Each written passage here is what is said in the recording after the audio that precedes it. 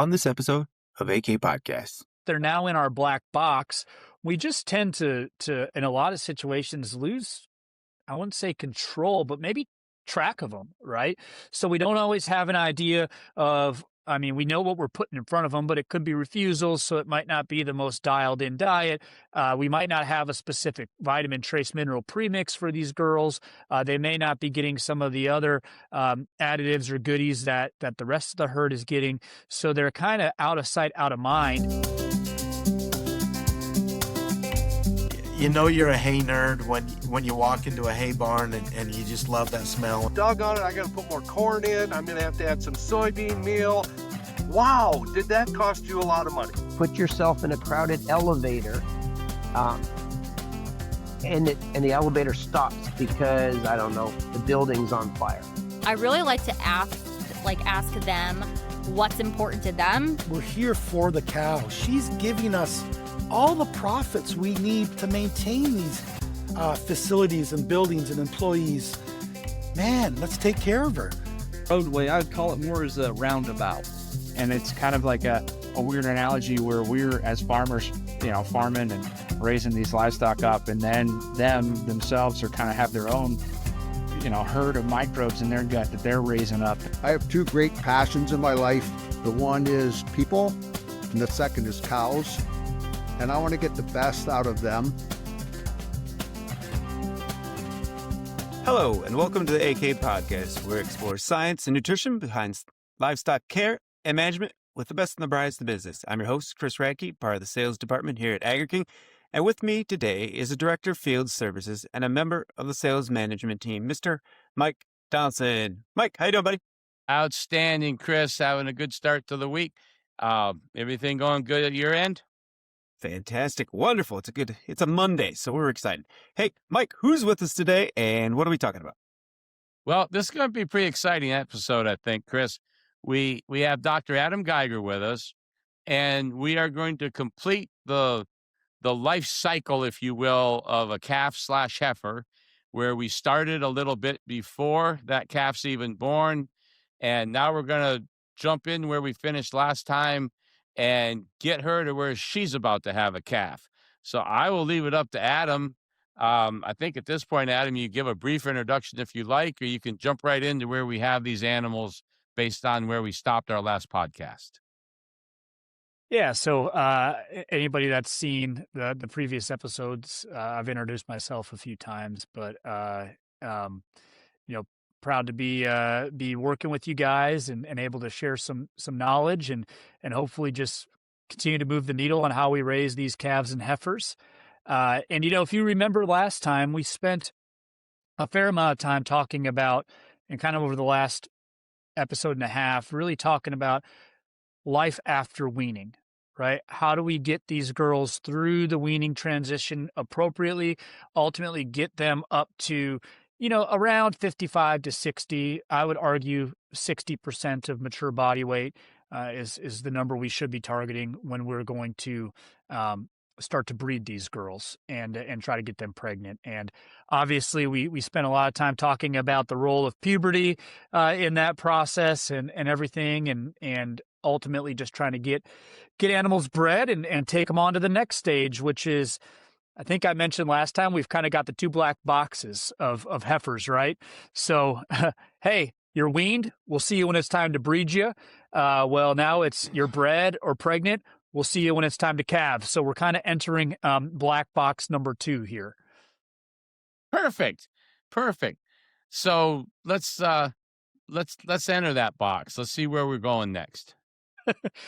Well, I think the box starts at a bit of a disadvantage, right? Because you've heard me allude to it a couple times, but we're breeding these girls at, let's say, 60% of mature body weight.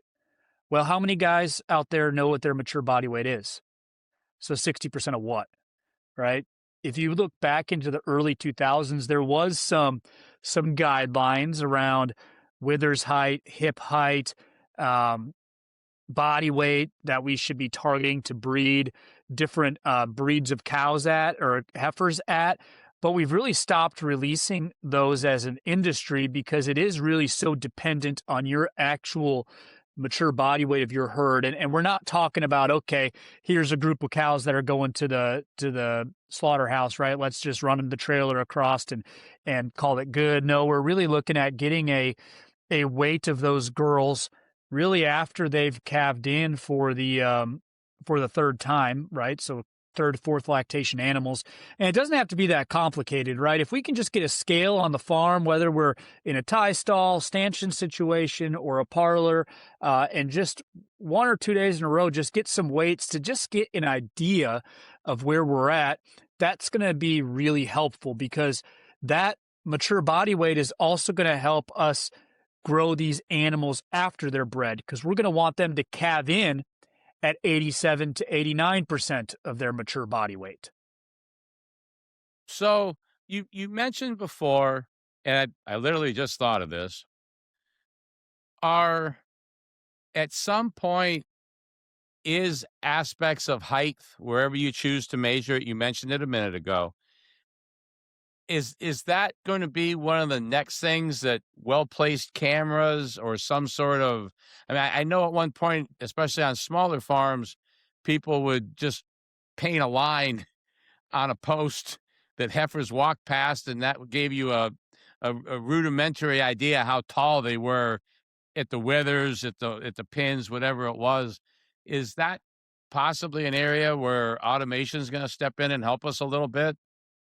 Yeah, I think so. And you mentioned small farms, but I even work with some large farms, especially down in Mexico, that do the same thing, right? They'll paint a line somewhere, and they'll just try to once in a while just walk the animals by it if they get somebody in there and they're just getting an idea, right? Because frame is certainly a part of it, because you want her to have the frame to be able to support that pregnancy.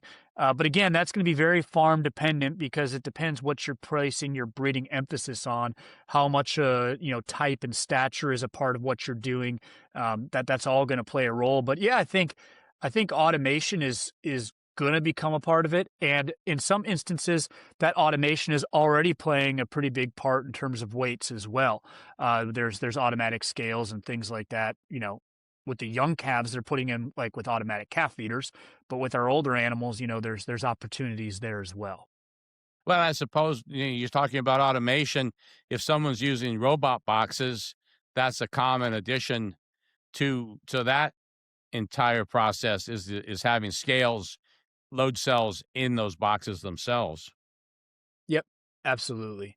And again, we're measuring stature and weights, and we want to have a handle on where we are relative to the mature cows in the herd. But the other thing that we're watching like a hawk is going to be the condition of these cows, right? And obviously, we don't want these girls getting too fat, because it makes everything more complicated, right? And it makes it less likely that these animals are going to retain that pregnancy. When they do calve in, it makes it more likely that they could have a metabolic disorder and then struggle to get bred back again in their first lactation. But the biggest part of this that's really the issue is because they're now in our black box, we just tend to in a lot of situations lose, I wouldn't say control, but maybe track of them, right? So we don't always have an idea of, we know what we're putting in front of them, but it could be refusals, so it might not be the most dialed in diet. We might not have a specific vitamin trace mineral premix for these girls. They may not be getting some of the other additives or goodies that the rest of the herd is getting. So they're kind of out of sight, out of mind. And a lot of times we don't realize that maybe we've had a condition or a growth issue until it's too late. Okay. So so she's check pregnant. We're in this black box area. You've talked about some of the things to be sure to pay attention to. Let's keep moving through that.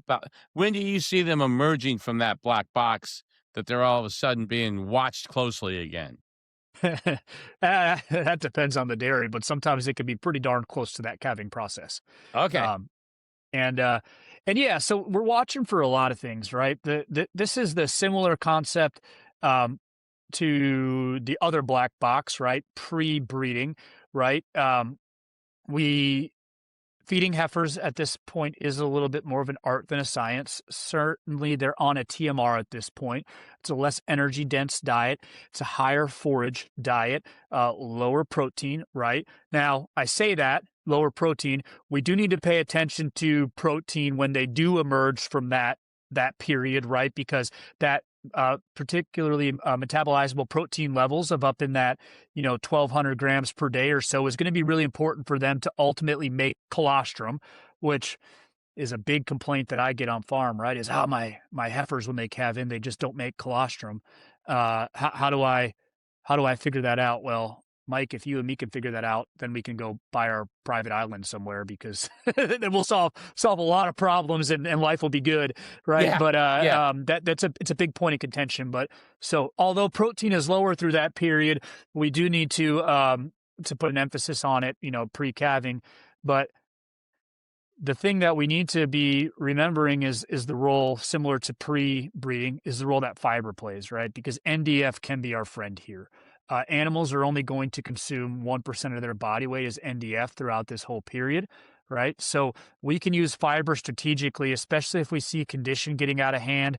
Maybe we're feeding a lot of refusals, things like that from the lactating herd.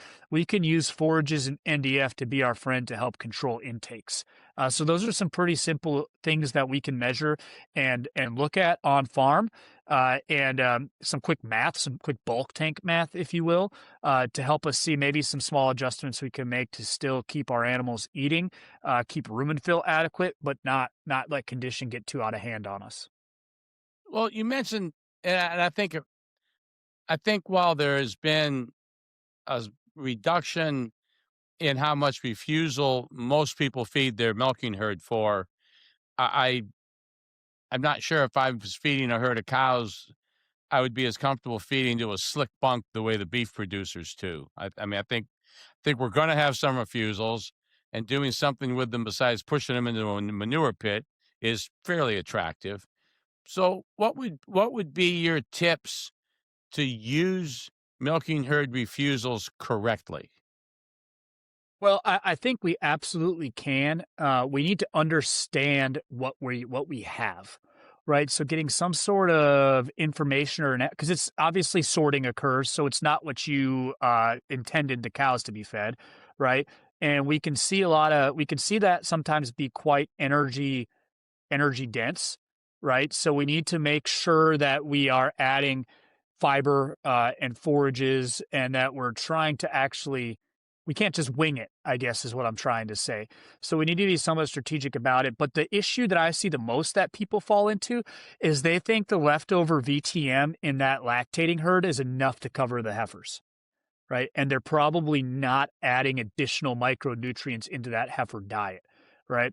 And so that's where, especially, for me, zinc and manganese are two big ones for those heifers, because we do see a lot of issues with gut health and respiratory disease still in those older animals, perhaps lingering from our first black box. But so making sure that we're providing enough micronutrients to meet the needs of the animal becomes really, really critical for me there. And then we've talked about this a number of times, but now, again, where are these heifers? Who knows? Are they on the back 40? Who knows? But, a lot of times they're in maybe the least ideal conditions on the herd, just because they're out of sight, out of mind. And so that's where then, if we're not adding some extra micronutrients, VTMs, to them to take care of them, if we have water quality issues in those pens or paddocks, we can really get into a hairy situation pretty quick. Well, and the blessing and the curse is, even compared to the last black box, this one can sometimes be fairly trouble-free with very minimal work, I guess. I mean, it doesn't excuse not paying attention, but if there is a time in that animal's life before she's milking that probably doesn't need much, it could be now, which then just leads to like you say, kind of disappearing into the back 40. I personally, I think the fascination with sending these animals to Kansas, like they're going to Cancun for summer break somehow, is, I mean, that's the high end variation of being on the back 40 20 years ago. That hopefully it's a good guy and they feed him well. But all of a sudden, I've seen quite a few farms that what comes back is no longer what they thought they were going to be getting back, and not in a good way. Well, and so, yeah, so two things there, I guess. Yeah, it is, if you remove, the idea of getting them too fat, if you can control that, which a lot of those raisers out in Kansas would have a pretty good handle on, but if you remove that, there isn't a lot of screwing up, I guess, we can do. We could prevent them from reaching their full potential, certainly in this period. But, I'm a mammary gland guy, so I look at things from the stance of the udder. And right, if you remember the first 3 months, you grow them faster, it's good for the mammary gland. And then if you remember from essentially 3 months until confirmation of pregnancy, right, if you grow them too fast, it actually is a negative impact on the mammary gland. Here, growth rate, once they are pregnant, isn't really influencing mammary function or growth, right? So you're not going to cause a lot of damage to the udder with how we grow them or feed them, but you could, get them too fat or other things. But then to kind of elaborate onto your conversation around that they're maybe not happy with what they get back from a rearer, well, that's where I'm starting to look at some of the key diseases that show up for heifers in life after breeding. So I'm going to head there if you're okay with that. Please. No, I mean, but I think that's that difference between probably just enough go through with no trouble that all of a sudden you think they're all must be fine. This one was fine. And then if this one was good, the next 100 are going to be good, aren't they? Yeah. Well, and that's where the conversation around keeping these girls healthy. We tend to think they're pretty hardy, pretty robust, but the issue is a lot of the disease, pressure, and problems we have in this period are either lingering from the period before, or they start here but don't have their effect till later. Does that make sense? Mm-hmm. So the one that really can linger from before is respiratory disease, right? So if you had a lot of issues, we talked about ammonia, all that stuff. If you have a lot of issues with that pre-breeding, that lung damage and that stuff is certainly going to hang on to them and still be with them after they're confirmed pregnant. And then if you ship them somewhere, the stress of shipping, and now maybe you're commingling them with animals from different sources, that respiratory can either rear its ugly head again, or it's kind of they've still never quite gotten over it, and then the stress just amplifies it, right? And then we're getting animals back that have maybe been treated. They maybe look okay when they show back up, but maybe they've been treated 3 or 4 times for respiratory disease. And honestly, those are maybe some girls that are culling candidates for us, because when they've had that many issues and things like that, not every calf or heifer deserves to become a cow, right? And so sometimes we have to take that into account. So that's one thing. But then the other thing is that when you start talking about mingling all these girls from different locations, now you've opened yourself out to the start of disease spread for things that we might not notice till then they enter the lactating herd. And the 2 big things I'm looking for there are lameness, particularly digital dermatitis, which easily spreads from heifer to heifer. So if you're a DD-free herd, right, you might not be when they come back from the grower. And then mastitis, which you talk about, that one can start, the pathogens can start to have an impact or get into the animals in the rearing phase. And I've seen it happen pretty early, but, especially once they're pregnant, it can happen. But then we won't see the effects of that until after they calve in. I've as a side observation, I've wondered quite a bit over the last years while never needing to copy the swine or poultry industry exactly, if the dairy industry has completely forgotten any advantage to a closed herd, or I mean, you don't even you can feed a swine lot and never see the pigs because they don't want you in there. And it seems in the last 20 years, all of a sudden, the concept of a closed herd or any aspect of biosecurity has pretty well gone out the window on the dairy side. Well, I think the avian influenza thing brought our attention to it again. So I think it is a priority, and it's front of mind for a lot of guys, but it's just a little more challenging in our world, right? Because we're not fully integrated systems and things like that. So yeah, certainly good biosecurity practices are important, but with the emergence of these custom rearers, whether it's pre-weaning, post-weaning, post-AI, you're just always going to have that underlying risk. And that's one thing when you talk about the lameness aspect of it, right? That I have dealt with a lot in the past, right?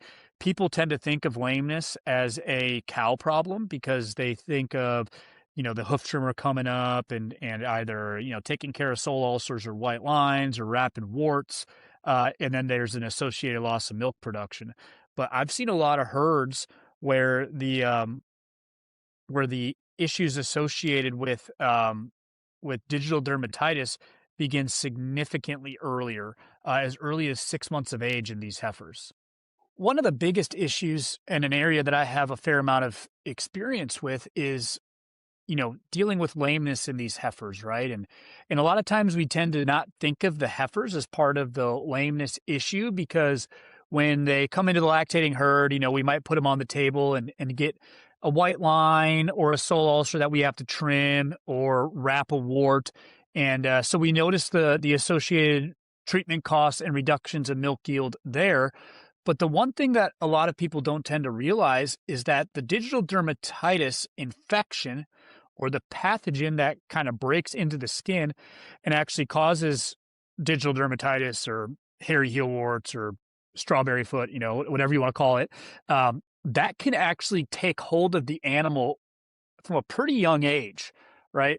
Now, I've seen it happen as early as 6 months of age, right? But so what we're trying to do is make sure that and that's regardless of whether that they're at a rearer or at the home farm, right? So what we're trying to do is make sure that our diets are well fortified for these animals, because if we do fortify these diets well, we find that those animals are significantly less likely to get digital dermatitis during the rearing period, significantly less likely to get it in first lactation, and our cull rates pre and post calving at that first calving event are significantly reduced.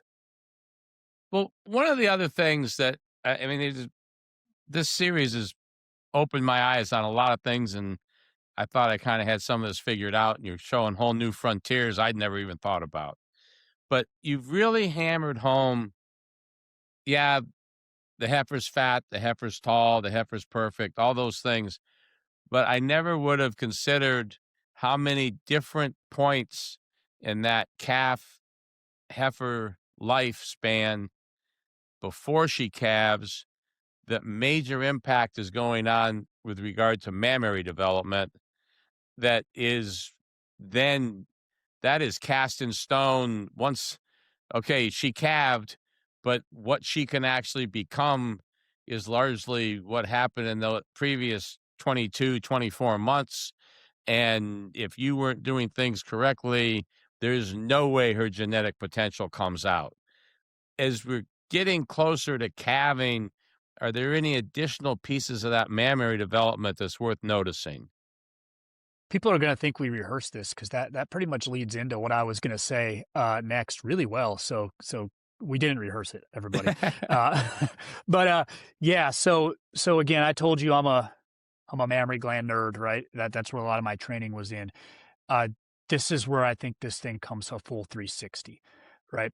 Because the animals, whether it's at a rearer or at the home place, they can be introduced to the pathogens that cause mastitis from a very young age, okay?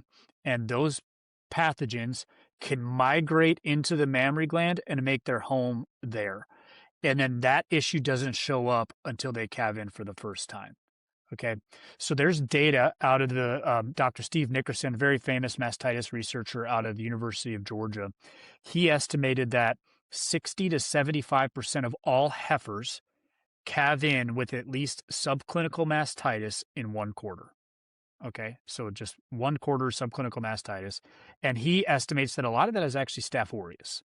Okay, so again, subclinical mastitis is the problem because you and I can't see that, right? We can all pick out a clinically mastitic animal, right? It's hot to the touch, swollen, there may be some sort of goofy discharge, whatever. You know, we can see that. But this becomes really important when we then get into your question. Is there a critical window of the mammary gland that's still left that we can screw up? And the answer to that is yes. Okay. So from my perspective, the most important period we can really influence mammary growth is those first 3 months. The next period where we can massively influence it, and it's typically because we screw it up, is the 2 weeks before and the 2 weeks after first calving. Okay? That calving event, the first calving event in terms of the mammary gland, is completely unique compared to any other calving event. Okay? Because of that first calving event, she is establishing her her baseline milk production potential going forward. So however many mammary cells, whatever she develops in those, and it really starts to ramp up in the last 2 weeks before calving because hormones with the calving process are going crazy. And then the first 2 weeks after the first calving, because it's her first time making milk. So everything is proliferating and developing and spreading, right? It's just, things are going gangbusters, right? The second, third, fourth calving event, right? She's already produced milk once, so it's just kind of a regeneration and reestablish. But that first one, we are establishing essentially our lifetime production potential. So if you look at an udder of an animal that calves in clean, you'll see a bunch of ducts, milk production, all these mammary cells, everything's going great. An animal that calves in, even with subclinical mastitis, you're going to see a bunch of junk and scar tissue. Right? So if a healthy animal's milk production potential is here, well, now the animal that calved in compromised is here. So then at second lactation, it goes to here.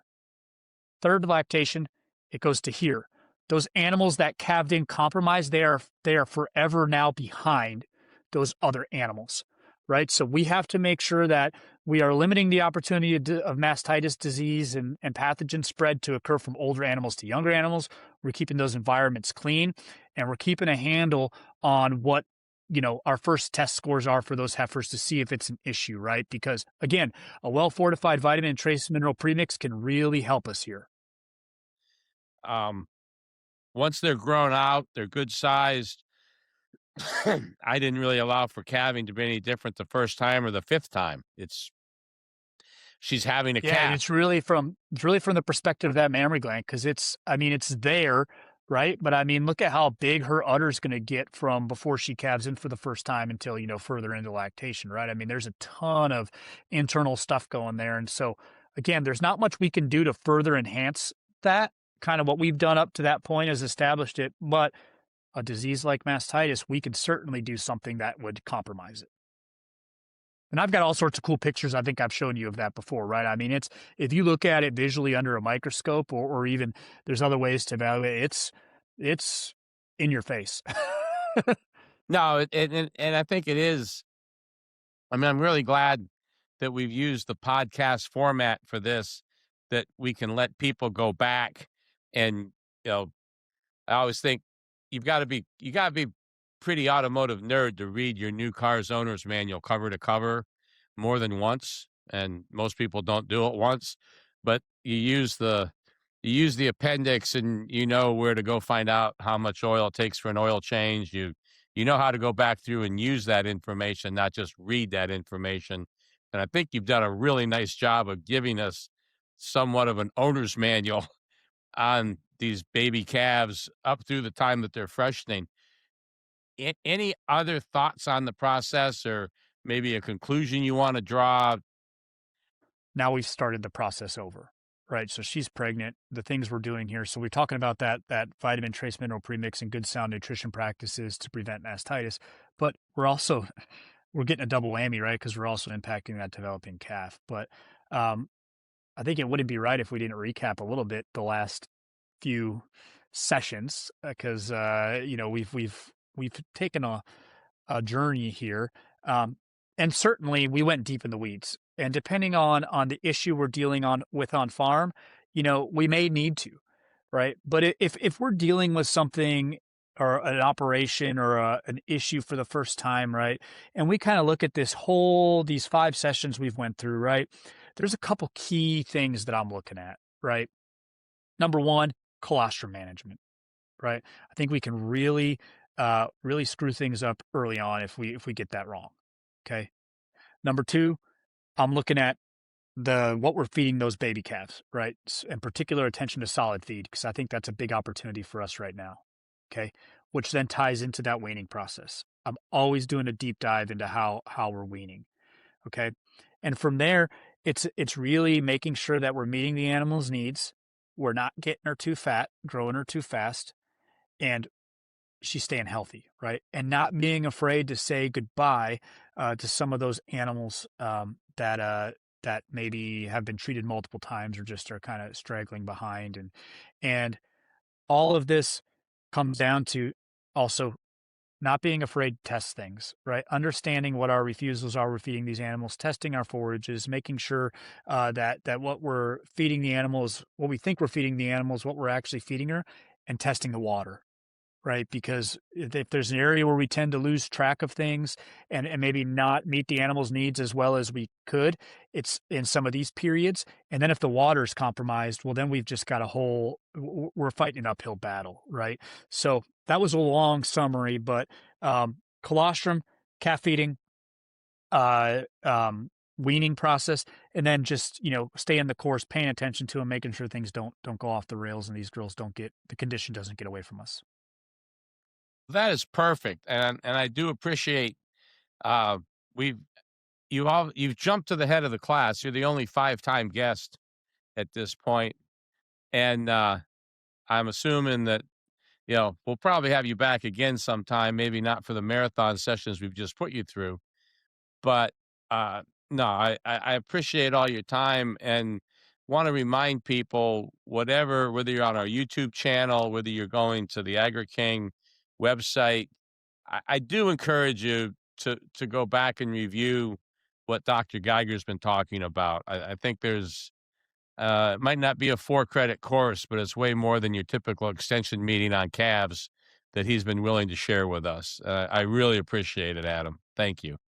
Yeah, absolutely. Enjoyed it thoroughly. Chris, what'd you learn, big guy? I got to take away something just from this podcast and not kind of do the whole thing, but the 2 weeks before, the 2 weeks after first calving established the baseline for all life production and potential.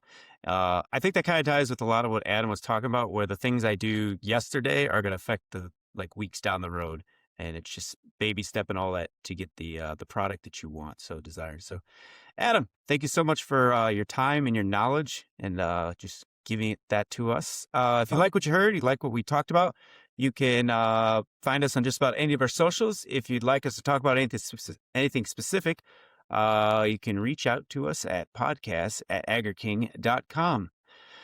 Dr. Adam, Mike, thank you so much for your time. Thank you both. Appreciate it.